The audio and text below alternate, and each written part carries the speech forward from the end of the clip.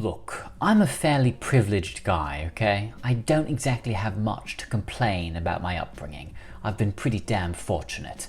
But if there's one thing I really wish I had growing up and still envy others for tremendously, it's this: being raised bilingual.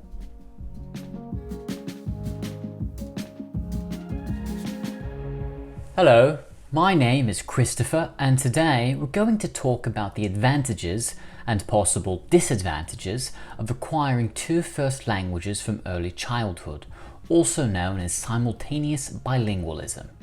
Do bilingual children really have a cognitive upper hand over their monolingual peers? 2 days ago, in a video on confounding code switching, I introduced you to a child who speaks Spanish at home, English at school, and consequently mixes the languages out of convenience when speaking to someone who understands both, like in the following example. Stabis mi school bus no tiene un stop sign, and hoy yo era line leader en mi escuela. And here was my analysis. So, what exactly is the child doing here? Well, it's obvious. He's combining English and Spanish to convey meaning. Don't be fooled, however, for this does not mean that the child's grasp of each language is inferior, respectively, to his monolingual peers. Nor does it suggest that English and Spanish are now fused into one confused entity within his brain. On the contrary, children are exceptionally good at differentiating between even very similar languages and from a very young age.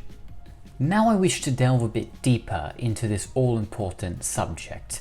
You see, prior to modern research, many linguists and child psychologists believed that this code switching indicated that the child knew neither language well, fusing them together into some hybrid Spanglish because the two distinct languages exceeded his or her brain capacity. This was associated with having lower IQ scores, and consequently many recommended against it.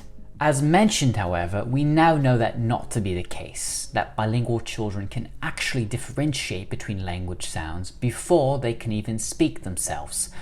Early studies were methodologically flawed, and our understanding today is far more nuanced. Now, I was very careful in my wording from that previous video, stating, for this does not mean that the child's grasp of each language is inferior, respectively, to his monolingual peers. His grasp. What I meant by that is that the bilingual child's mental grammar, his linguistic competence to understand and produce language that others can understand, is likely on par with monolingual children of comparable intellect.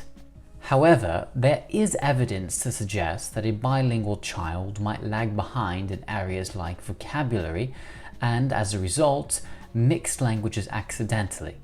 After all, there's twice as much to learn, and a child simply won't have as much exposure to new words in either language with his or her time split between them. Fortunately, children almost always catch up by puberty, now with 2 mental dictionaries instead of only 1. And any temporary disadvantage is certainly defeated by the wonderful advantages bestowed upon a simultaneous bilingual from a linguistic standpoint, meaning we're not getting into the implications of what speaking a different language at home than at school might mean for your background or socioeconomic status. That's a whole different subject. For example, research shows that bilingual children enjoy certain cognitive and social benefits, including a superior ability to stay focused on one subject, which is thought to come from the practice of consciously sticking to one language over another depending on the environment. And this aids in their emotional skills because children must understand social cues very early on to determine what language setting they find themselves in. Bilingual children also tend to perform better academically and have fewer behavioral problems, although this may have something to do with having immigrant parents. And in areas like metalinguistics, they've even been found to understand concepts like arbitrariness earlier than their monolingual counterparts. Let us not lose sight, however, of the central advantage of bilingual children, namely that they are, well, bilingual.